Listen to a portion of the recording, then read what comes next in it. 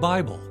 In its pages are the words of Moses, Isaiah, Paul, and others, long ago saints who took part in the story God was writing in their day and is still writing in ours. But the Bible is more than the words of departed saints. It's the Word of God. Through the Bible, the Creator of the universe speaks to us. The Bible is powerful. How could it not be? Welcome to Bible Connection, the podcast where we talk about the Bible and how it connects to every facet of life imaginable. Today I'm talking with Will and Andrea McGinniss. Will is best known as the bass player in the Christian band Audio Adrenaline. But for over 15 years, Will, Andrea, and their kids have been ministering to children and families in Haiti. Listen in on this conversation about the evolving dynamics of family and cross-cultural ministry.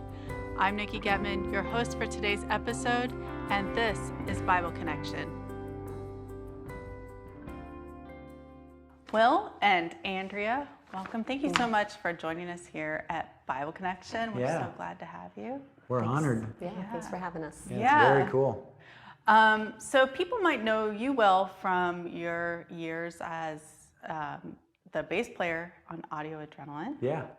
And tell me a little bit how you got started, how the band got started, and then we'll move on into what you guys are doing today. Yeah, that's great. Yeah. We're going way back.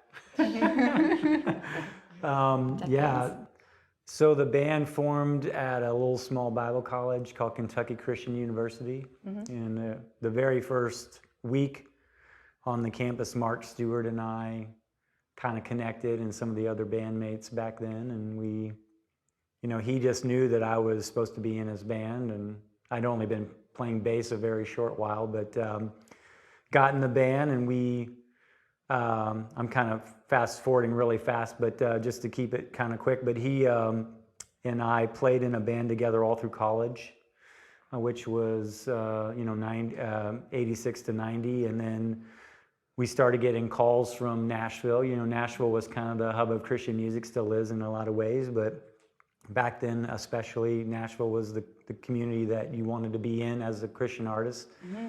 And we were just punks jumping around on our beds to loud music in college, and we're getting these calls from Nashville, hey, we want to sign your band. And so we decided that I either had to make the choice to go student teach and become a teacher, or be the bass player in a rock band. So I don't know, that was a hard choice. It was an easy one for me. So we moved to Nashville in 1990, made our first record, had some decent success on the first record. We had heard from our friends DC Talk, who were on our same label, that they were going to drop us because our record didn't do industry-wide very well. Mm-hmm. But we had been writing another record, and it contained the song Big House on it. And so again, DC Talk stepped in and said, I think you should really listen to this next record before you consider dropping them, because they've got this really great song called Big House. Mm. And they listened to it, and it ended up being Song of the 90s or something like that, one of our very popular songs. But yeah, was on the road a lot and leaving a family a lot, and we were very successful. We were winning the awards, the number one songs. We had won a couple Grammys in our lifetime, but we felt at one point in our career, probably about 10 years in, we felt very kind of like, why are we doing this? We've lapped the world a few times, we've won a lot of stuff, and we,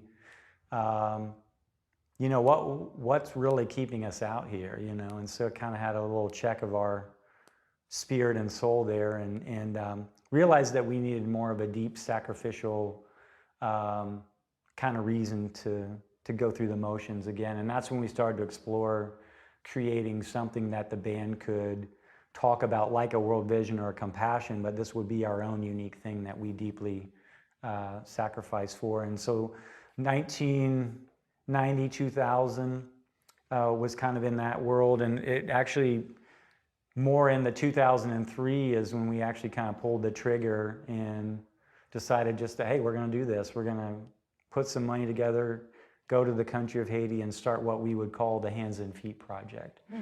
And how did you pick Haiti? What was happening on your part? So at the same time as our band was being very successful during, our early years, Mark Stewart's mom and dad kind of were in this country called Haiti doing mission work, and they were on and off to Haiti since the 70s. I think Mark went on his first mission trip in high school, and it was to Haiti. And during college, they were missionaries to Haiti.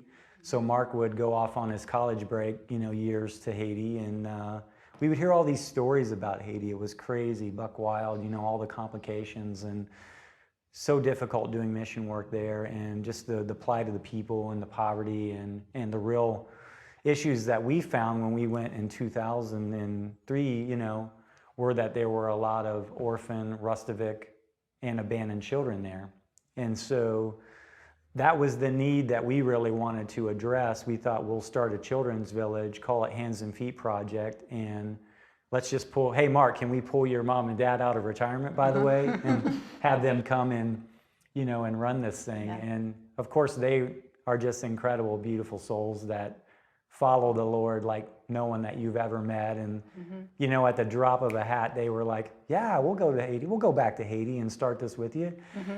So they were our boots on the ground. We were the mouthpiece. And our fans just loved it.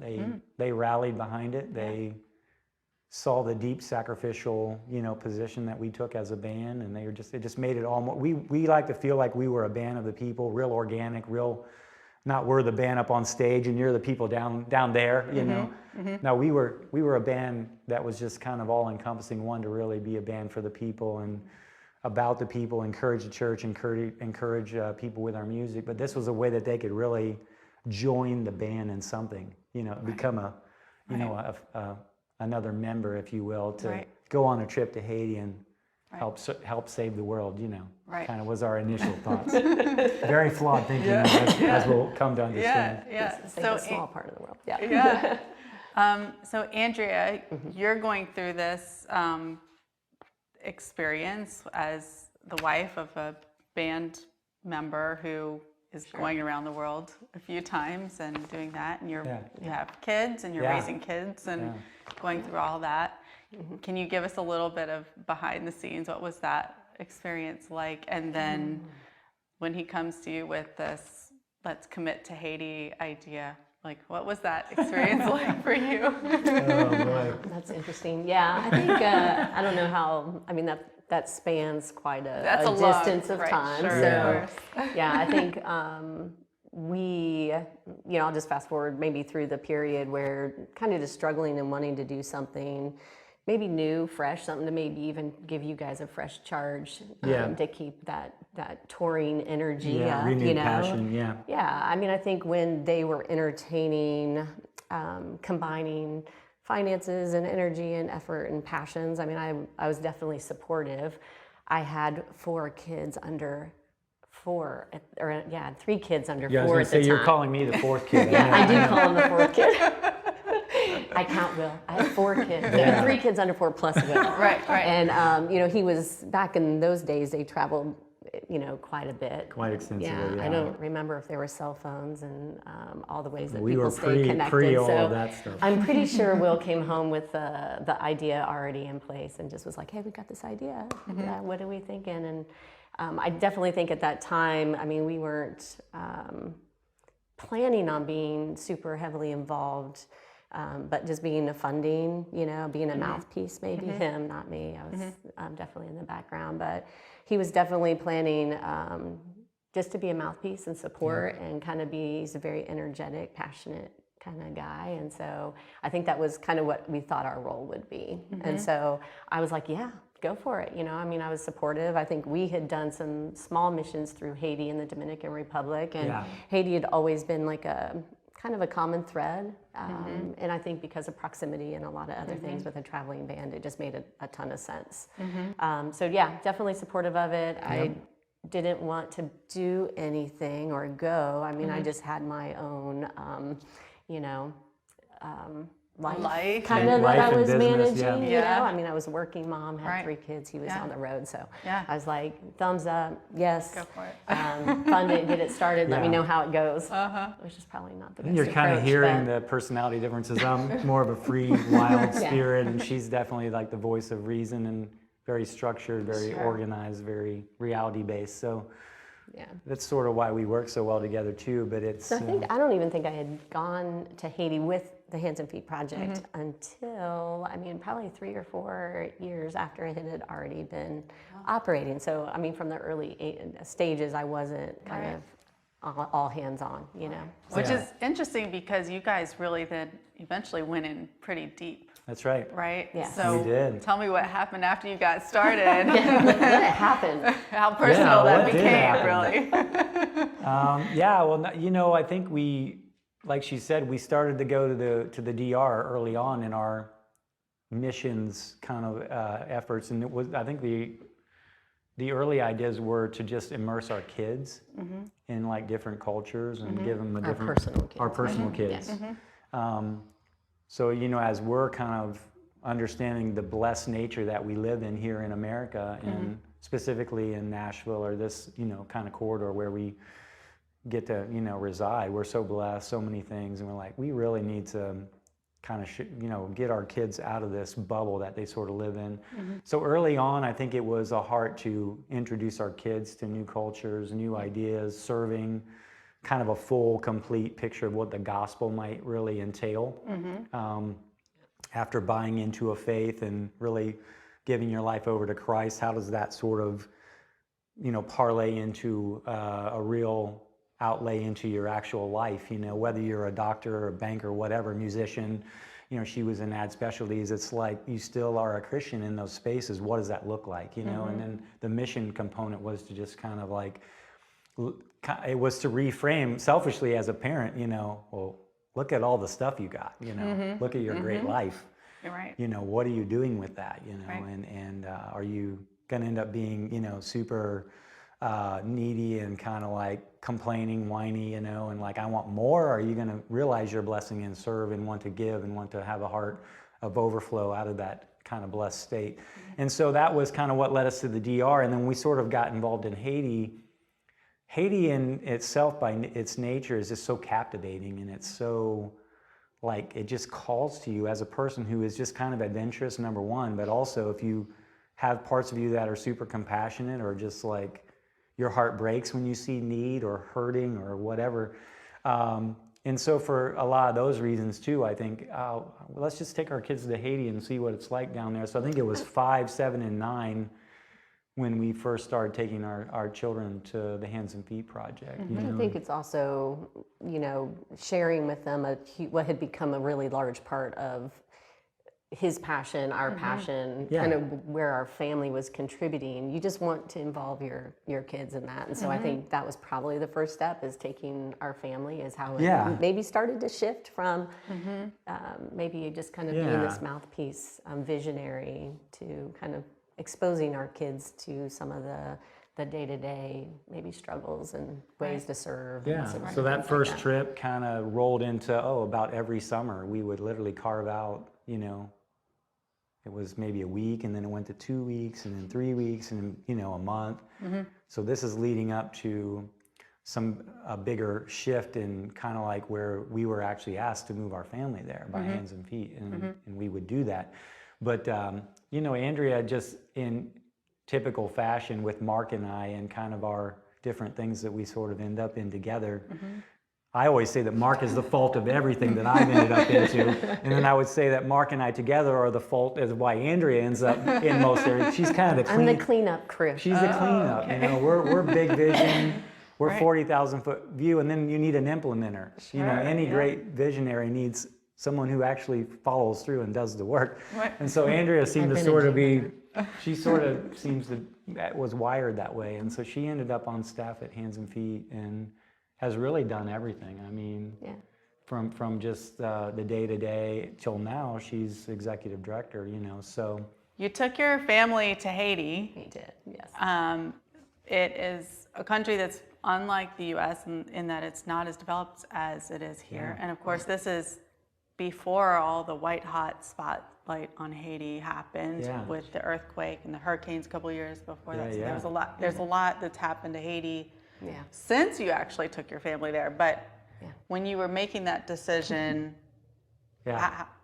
What was your thought process? Andrea, what were you thinking? man. Well, I think for me, I mean, I'd been to Haiti once before, very rural, so I didn't take my family through.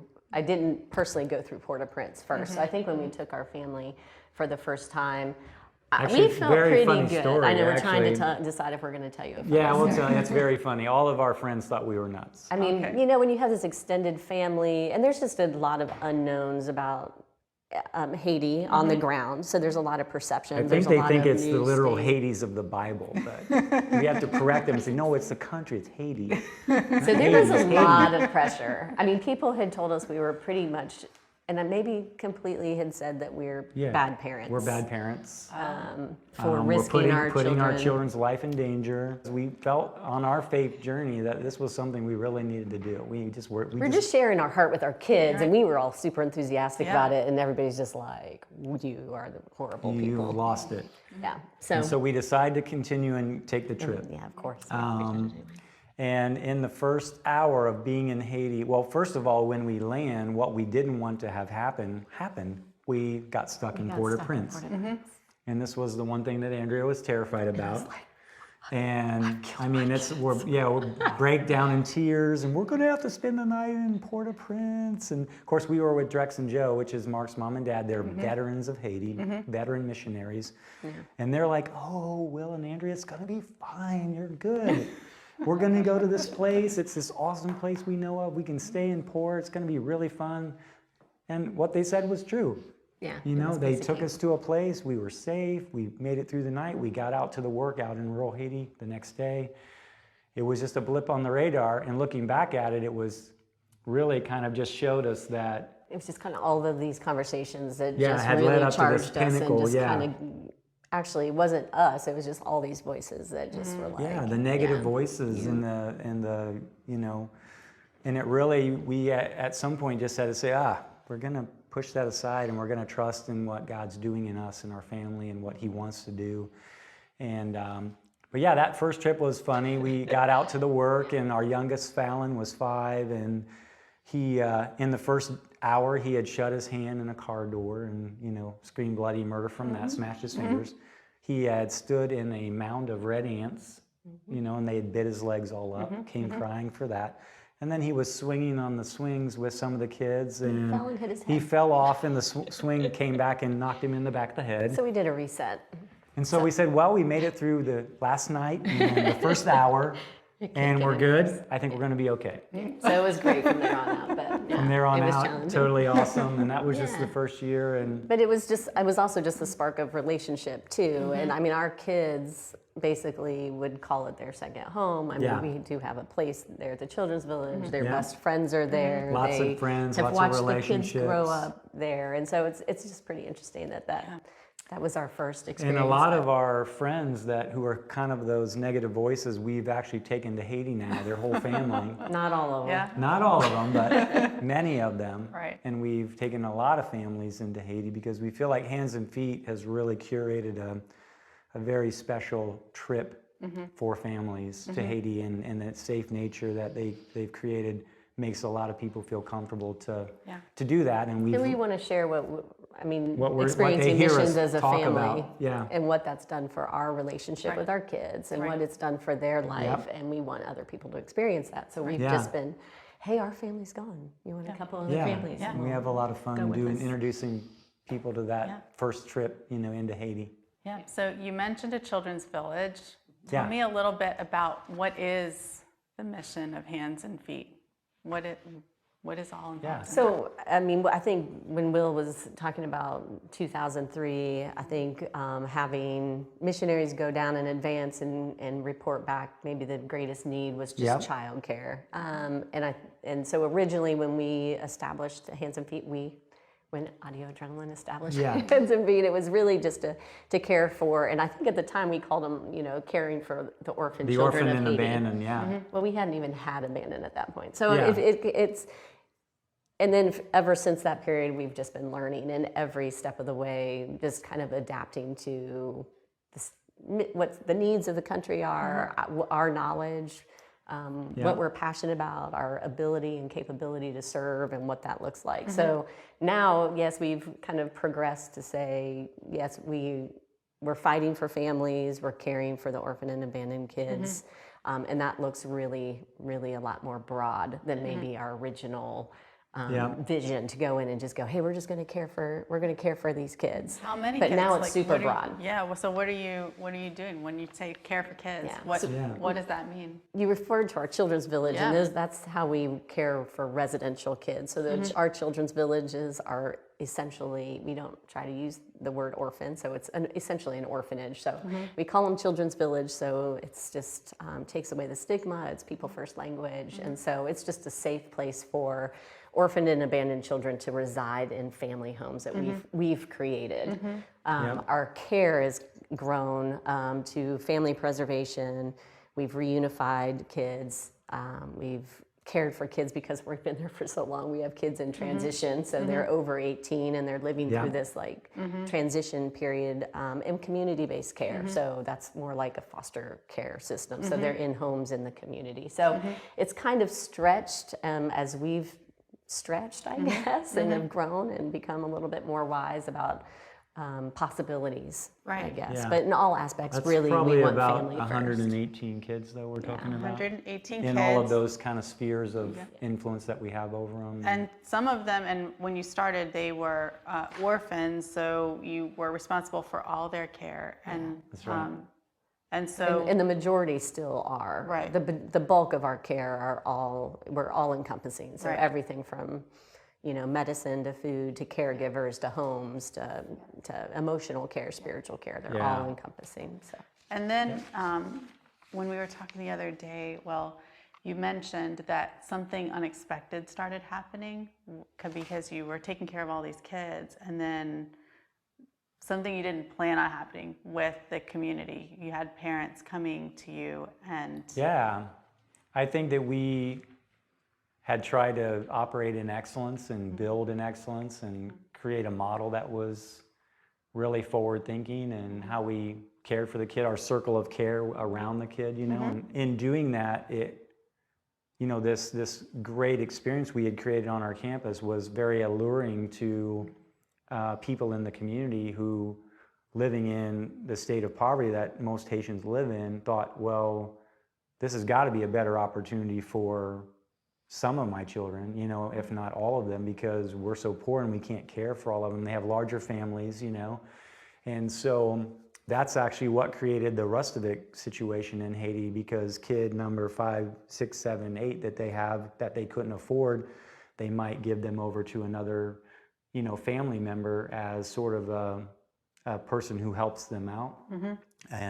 But at least then they know they're going to be cared for, maybe eat, but they're not going to go to school. They're not going to get all the things that their other kids would get. They would just help that family out, but they would be alive, And so when you've got families operating in that situation, hands and feet all of a sudden starts to look really, really compelling and really like a great opportunity.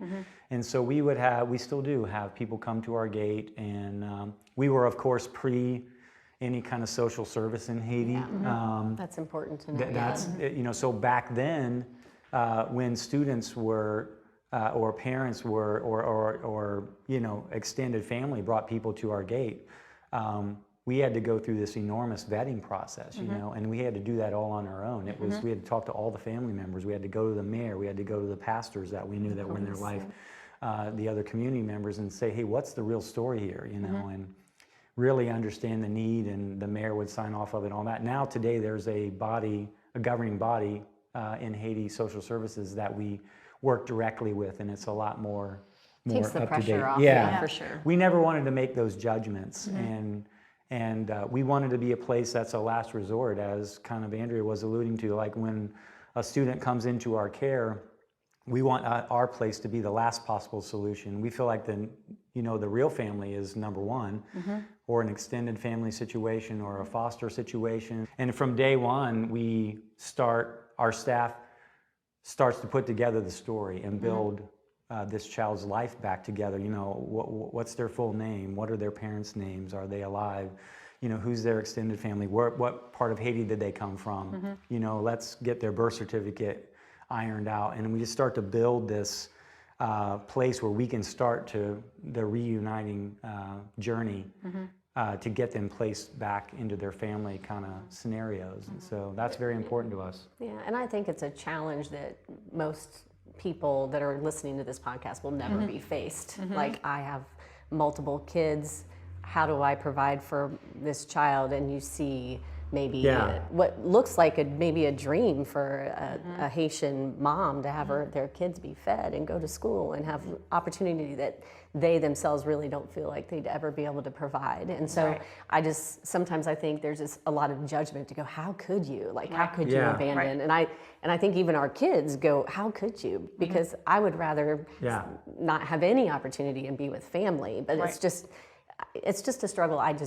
I think it's just hard to relate to. And so I think they're looking on outside the walls to go, this looks like a really great opportunity. And I think what you were trying to get to is maybe that the draw of opportunity maybe had caused some people to abandon their kid maybe prematurely or unnecessarily. And I think our challenge is to go back and say, now that there is Child Protective Services, to go back and continually fight and reevaluate, like, the moment that abandonment happened, has it been able to be resolved? Can we reunite? What are our opportunities that we can kind of resolve? I think that's when we really joined the fight to keep families together. I mean, that was like, oh, well, we didn't sign up for this. We didn't sign up to come and have, kids just be thrown at our, at our doorstep every day.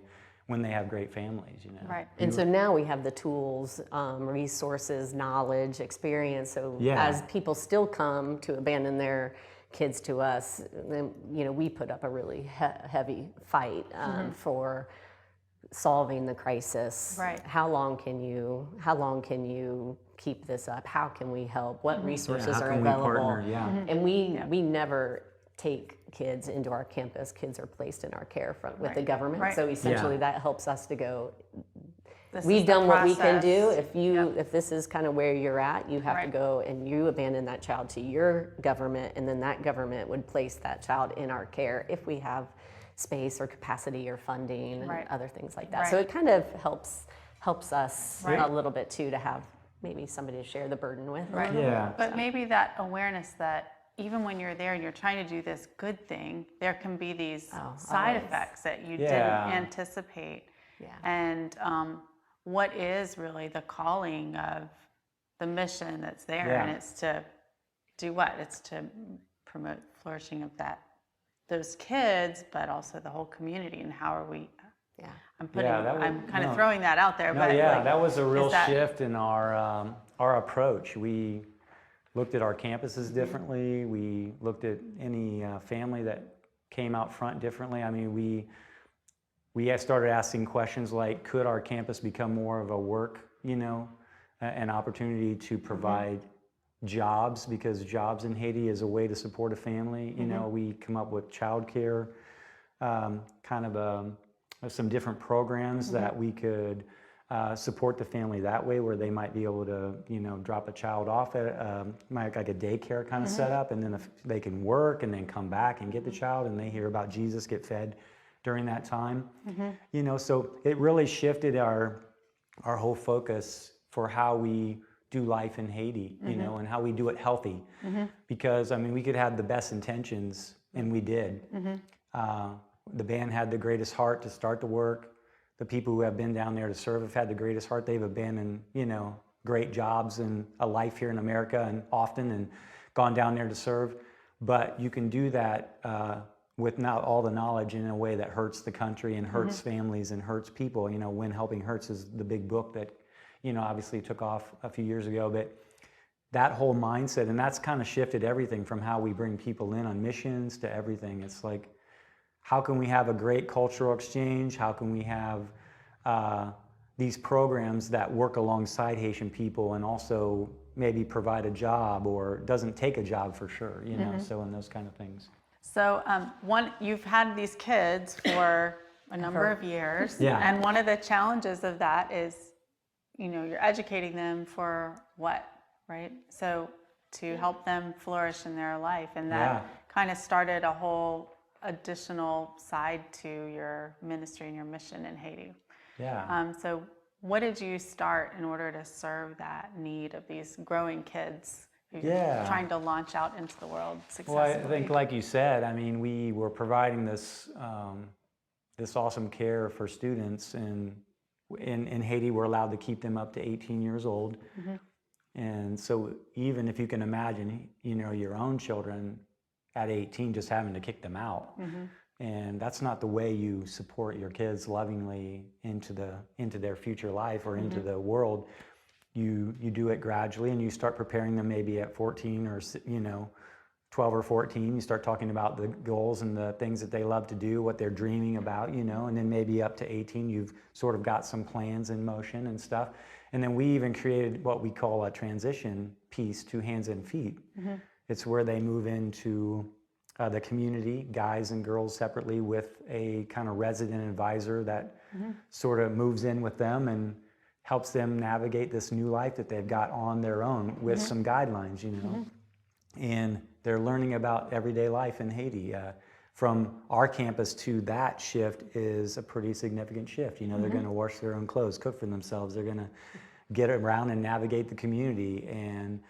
And what we realize is that all this effort and care that we had given these students potentially could just throw them into a world that has no opportunity, you know. We need to circle back to the reason they were abandoned in the first place. Yeah, it was the poverty. Economy.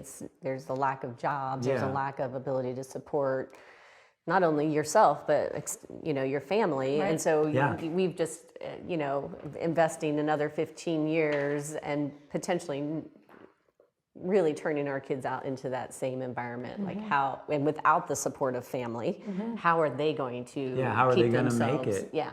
And so again, it kind of went back to that, turning our campuses into a real opportunity to hire people in the community, hire our students as they started to age out, looking at all of our campuses as a job creation piece. And then that also led to an organization called Haiti Made, which was kind of like taking the general makeup in Haiti is they're super entrepreneurial. There's a storefront on every corner, you know, even on the ground in the road. I mean, they're selling something, you know. So they're very creative. They have to be. They're very artisan-y. They're always making something, very crafty. So taking just raw materials from the community and making stuff. And so we kind of took that inherent nature that they had, and we're like, what could we do with that kind of quality about Haitians and really turn it into a business? And so that's kind of how Haiti Made was born. And we started with just kind of some goods that we found in the cultural you know, world that we saw around Haiti. And then we added leather to that. And so Haiti Made today is basically leather goods and some crochet and knit. It's kind of evolved into that. But so they make these goods down there, and we give them a marketplace back here in America. You know, it's HaitiMade.com, it's boutiques, getting stuff into some boutiques, it's promotional marketing items that we work with companies on, and we'll put their logo on a really amazing leather good. And the real win for it is it creates a job in Haiti and supports, you know, that student or that family that we're trying to walk alongside to keep the family together. And so in our height last year, we had up to about 90 people working. And so that's, they say one job in Haiti supports up to 10 others, just because it's so community oriented, you know, and they're gonna pay for Johnny's shoes and his schooling, and they're gonna put food on the table, and they're gonna buy clothes, and they're gonna help an aunt or an uncle who's got a medical issue, you know. So this money goes a lot farther in Haiti, I've come to find out, and a job even farther, because they're gonna be the breadwinner in the family, and they're gonna help support the family. And in our transition kids, as they've aged out, have had an opportunity to go and learn job skills, learn budgeting, learn how to be more community interdependent, financially independent. And so kind of working through some of those things with maybe some compassionate people, more compassionate people than a standard business person in Haiti. So they've been able to be nurtured through some of that process, and it's been eye-opening. And then Hands and Feet, in turn, has been able to maybe adapt some of our systems and our way that we're caring for kids earlier to maybe prepare them a little bit easier for that transition. So it's kind of been this interesting so full cycle. circle, you see how our care shifted to preparing them to leave Hands and Feet in a very healthy way, and then the transition piece, and then creating Haiti Made to sort of give them a job opportunity, as well as our campuses as a place that we can plug them in. Right. And more marketable for employers versus and maybe another. And they're coming out with this level of education that we've set really high bars for them and all of that. So we're just trying to get them placed in opportunities that kind of fit the level of care we've given them. Right. And we even created we went out even crazier on an idea. I'm scared now. And we turned our trips business into a way that could also be a way for them to plug in and have a job. And we could tell them about Econdo, our guest village, a little bit. So that was just another program that we brought online that was out of that heart to create an opportunity for some of our students.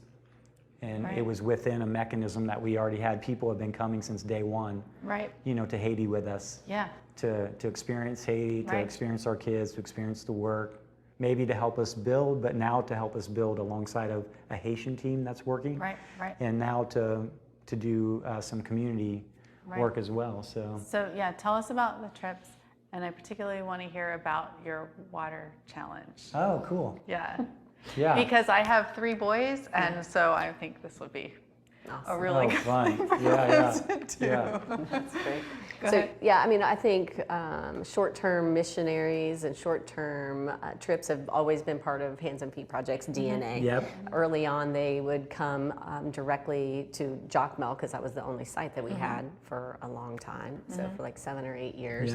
And so they've always been part of like service, pouring into our kids, and doing projects, and bringing really their own gifts to the Hands and Feet Project family. And so, through, as we talk about how we've kind of adapted and changed, we've created what we call now as a condo, which is just a name for our mission guest house, essentially. So multiple reasons for that, but one of them was job creation, just to be able to create more jobs, support family, thrive in the community. The better families are, the better communities are. So that was one place. The other reason was so that our kids could transition and get some on-the-job training, because we have a lot of compassion for them and want to see them be successful.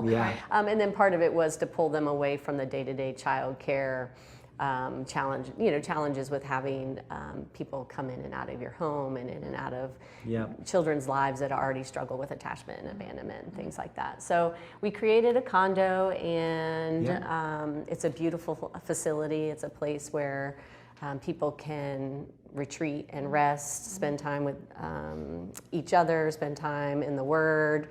It's a place where they can explore the beauty of Haiti. It's Haiti really has some beautiful places Incredible when you get beauty. out into the more majestic areas of the country, and then also people can still continue to serve. So that's really what that piece is. And so when you were asking about the water carry challenge, that's one of the pieces that Hands and Feet Project wants to be really intentional about is not taking jobs. So we've repeatedly kind of talked about job creation. So sometimes when short-term mission trips come and they have a project that they're passionate about, there are, unless you're super skilled, then most of the time when you come, you pretty much come with a skill that a Haitian person would have. So if you come and you're painting a building, or you're digging a ditch, or you're doing some of those physical tasks, there's Haitians that can do that, and you're really taking away their work.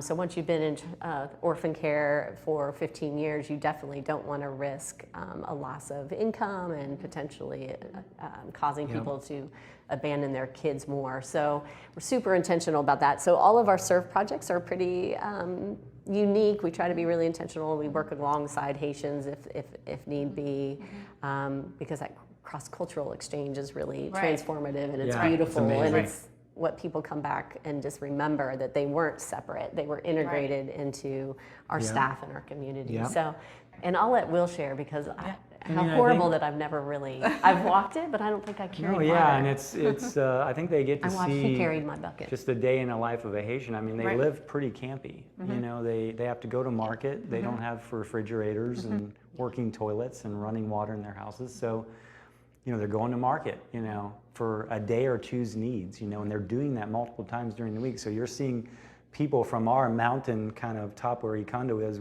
you're overlooking a ravine where people are walking to market every day and they're going back up home. That's probably a 4-hour trip, you know. Right. Family of 5, you're seeing them, you know. And then this watering thing, they're going to have to walk down to this river, and they know where the springs are, and they're going to get their water and probably do that a couple times a day. You know, and it's these little peanut of kids, you know, and they're carrying these 5-gallon. Right. It's on their head, or they're just wrestling it, you Right. know, up this hill and down this Yep. hill. And so one of the experiences that we like to curate for a trip into Haiti for our guests is to really show them how a day in the life of a Haitian, you know, and it's actually a serve to the community, because they really enjoy not having Right. to do this for one day. Right. And so So what happens to the water? we go and collect our community Yep. up around Ikondo's water. We go into each of their bins. houses and we get go their and water bins. we go and they know sort of, you know, what's happening, and they really love it. And it's a way for us to have a little, like, again, a cultural exchange with the community. We grab their water buckets. They're anywhere from like a 10-gallon or a 5-gallon, a 2-gallon, a 1-gallon kind of containers. And so we carry those down the hill, and going down is kind of sketchy in itself. You know, you're trying to navigate a little small goat trail, and then you get down, you cross the river, and we get to the spring. We're filling up the buckets, and usually the herd of kids has come. They've come just to watch. They come Right. just to watch because Right. they think this is hilarious. Right. These Blancos, white guys from America, you know, and girls are wanting to do this.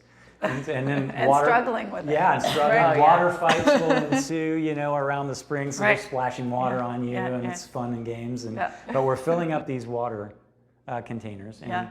now the real hard I part was going to happens. say, that's all fun. At that point, the real work starts, because you've got to carry this heavy weight all the way back up this mountain, back to the community that you got it from. You have to remember sort of what buckets came from who. That's hilarious. And then just the struggle of carrying it. And so by the end of it, everyone is just exhausted, and they're like, you know, water's gotten all over them. They're dirty, they're sweaty, you know, and it's just kind of this. I think it's this real epiphany when we get back to campus. Every night we have a debrief, and you know, and people are like, well, why couldn't we like create a pulley system or something for them to be able to, or you know, why can't, you know, the people who walk to market, why can't we buy them a moto? And then we have our Haitian staff stand up and go, well, explain why, you know, they don't really need help with this, you know, and that's, as us as Westerners, we want to fix everything. We want to make everything easy. We want to make it easy. We want to, and here we don't even sit down, you know, often with our kids at dinner, you know, but Yeah. there, what they explain to us is that this is just part of our culture. It's a part of, it's family time. Right. You know, it's an experience that we have every day. Yes, it's hard, but it's just daily life in Haiti, and it's when we as a family go do stuff together. You know, one of our Haitians said on that walk from the mountain down to the market is when my dad first told me about Jesus. Is when we told me about the history of Haiti.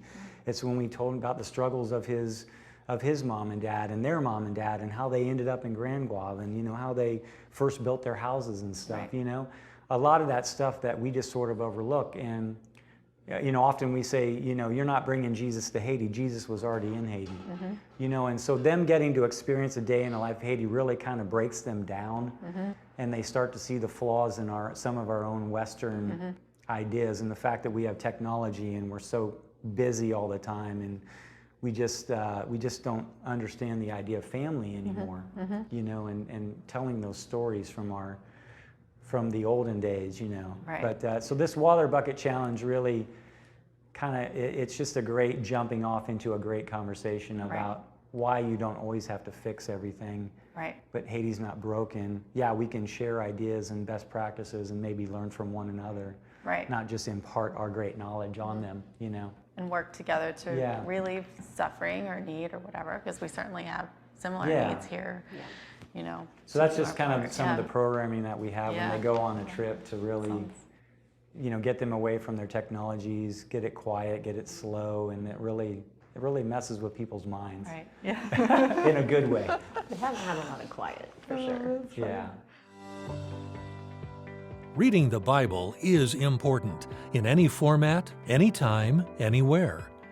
Along with reading the Bible digitally on Bible Gateway and the Bible Gateway app, there's something special about holding a beautiful leather Bible in your hands.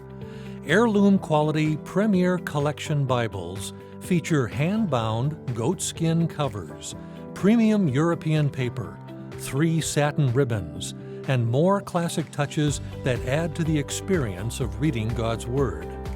Now available in several leading translations, you can find a beautiful Bible for you or someone you love. See the show notes for a link, or go to premiercollectionbibles.com for more information.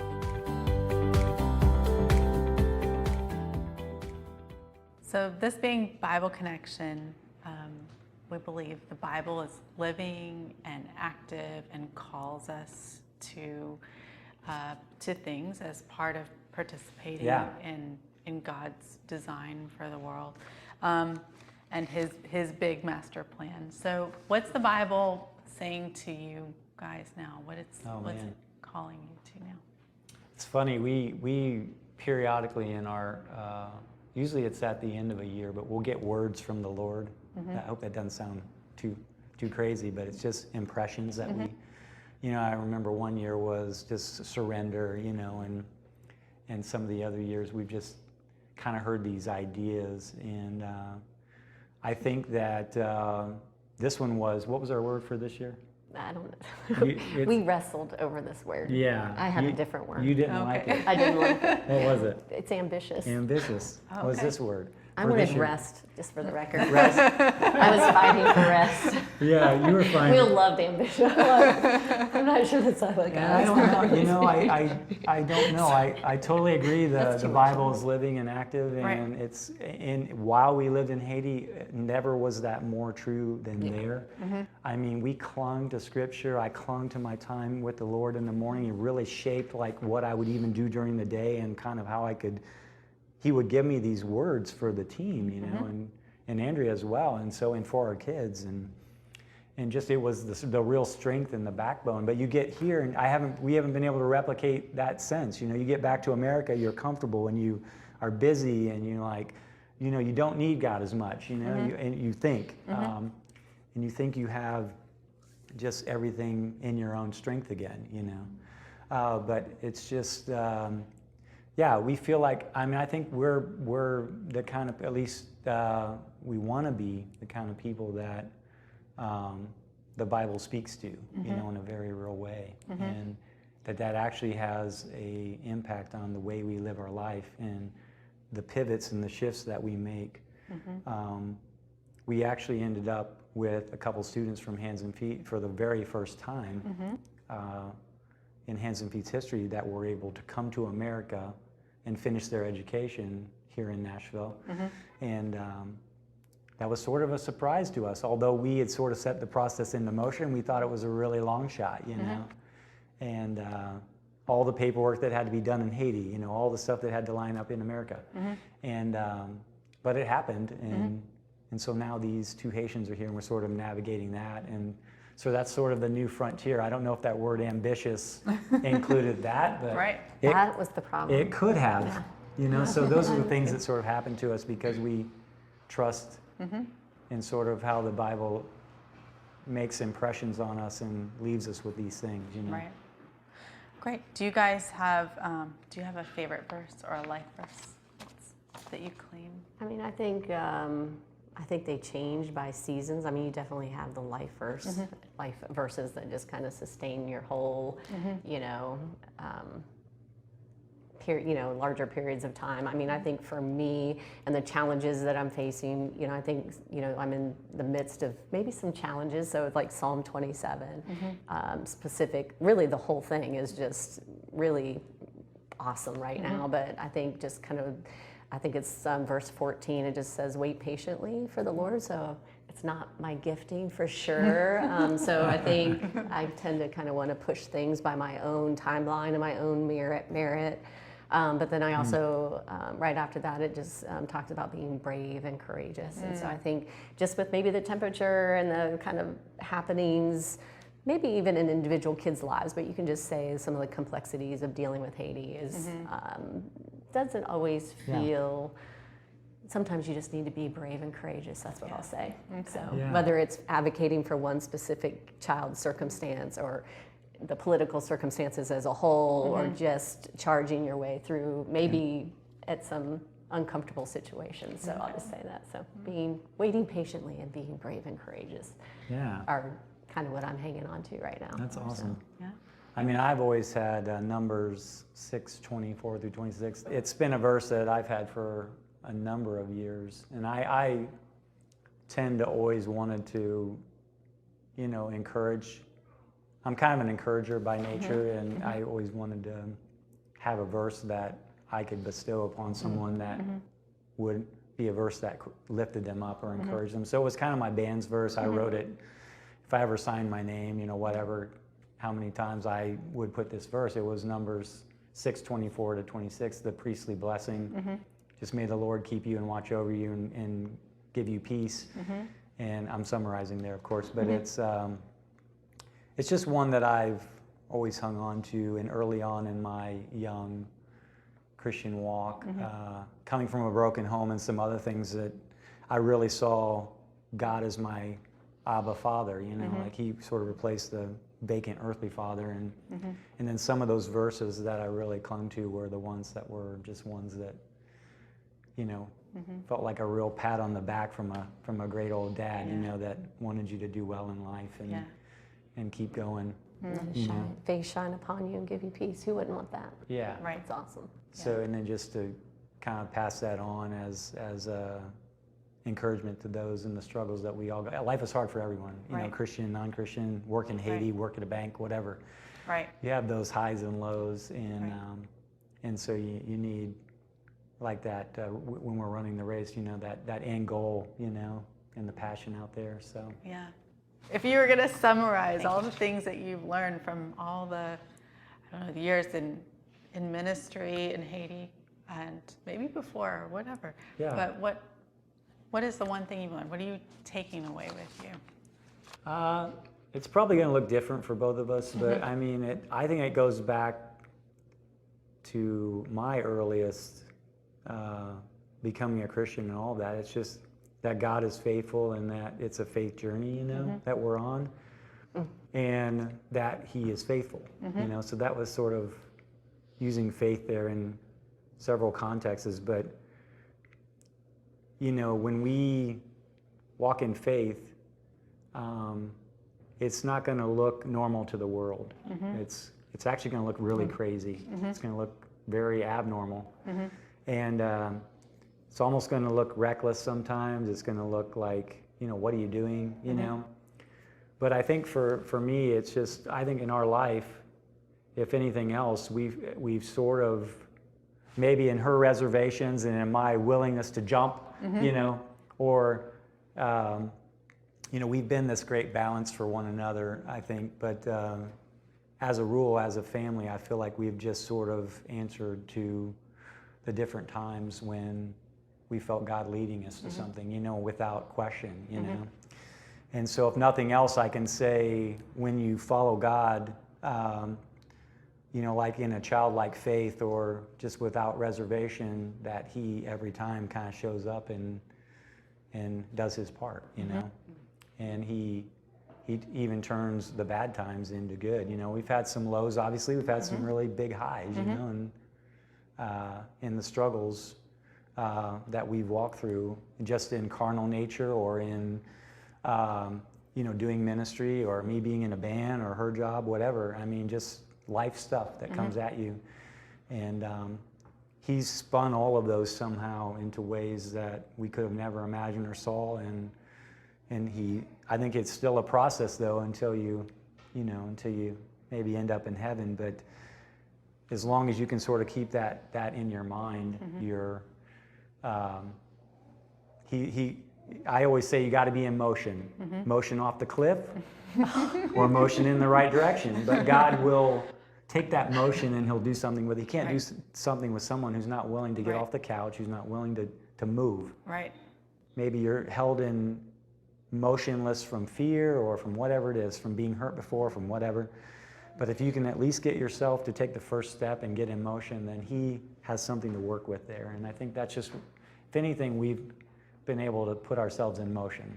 Not always in the right direction, but we've been able to put ourselves in motion, and he spins it and he turns it and parlays it into using a couple of people who don't have it all going on, don't have all the right gifts, aren't anything special, but he uses it, Well, Will, Andrea, thank you so much for joining us. We've really enjoyed this conversation.